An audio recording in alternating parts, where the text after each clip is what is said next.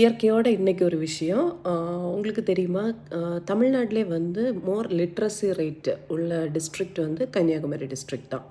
அதுலேயும் பொண்ணுங்களும் equal to males, அதாவது 89.9% கிட்ட கேர்ள்ஸோட லிட்ரஸி லெவலும் அதிகம்தான். நம்ம படிக்கும்போதெல்லாம் சிலபஸ் வந்து எனக்கு தெரிஞ்ச வரைக்கும் நான் கோயட்டில் தான் படித்தேன். எனக்கு தனி சிலபஸ்ஸு, ஜென்ஸுக்கு தனி சிலபஸ் அப்படியெல்லாம் இருந்ததில்ல. என்ன இருந்தாலும் நம்ம டீச்சர்ஸ் வந்து ஈக்குவலாக தான் அதாவது படித்து தந்தாங்க. எல்லா சப்ஜெக்ட்ஸும் ஈக்குவலாக தான் இருக்கும். ஆணுக்கு தனியாக, பெண்ணுக்கு தனியாக அப்படியெல்லாம் சப்ஜெக்ட்ஸ் நாங்கள் படித்ததே இல்லை. ஆனால் நம்ம ராஜமாதான்ற வேர்டு நான் கிட்டது காப்பி பண்ணது, எனக்கு அந்த வேர்டு ரொம்ப பிடிச்சிருந்தது. அவங்க படிக்கும்போதெல்லாம் வந்து தனி சிலபஸ்ன்னு நினைக்கிறேன். கேர்ள்ஸுக்கு தனி சிலபஸ் எடுப்பாங்க போல்.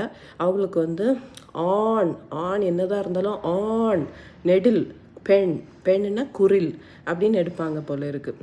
ஆண் வந்து முதன்மை, பெண் வந்து அதுக்கு தாழ. நான் ஈக்குவாலிட்டின்னு சொல்கிறது எல்லாத்துலேயுமே வந்து 2 பேருமே சேமாக இருக்க முடியாது. என்னால் முடிகிறது மேபி ஆணால் முடிகிறது இல்லை, அவங்களால முடிகிறது நம்மளால் முடியும். அதை பேலன்ஸ் பண்ணி போடுறது தான் நம்ம பார்ட்னர்ஷிப்பு.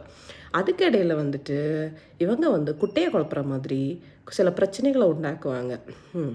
இல்லை நான் தான் இந்த சப்ஜெக்டை படிக்கலையா, இல்லை ஒருவேளை நான் அந்த டைம் ஆனுவல் லீவ் ஏதாவது எடுத்துட்டேனான்னு தெரில. இந்த சப்ஜெக்ட் எடுக்கும்போது நான் இதுவரை படித்ததில்லை. எல்லாருமே ஈக்குவல்.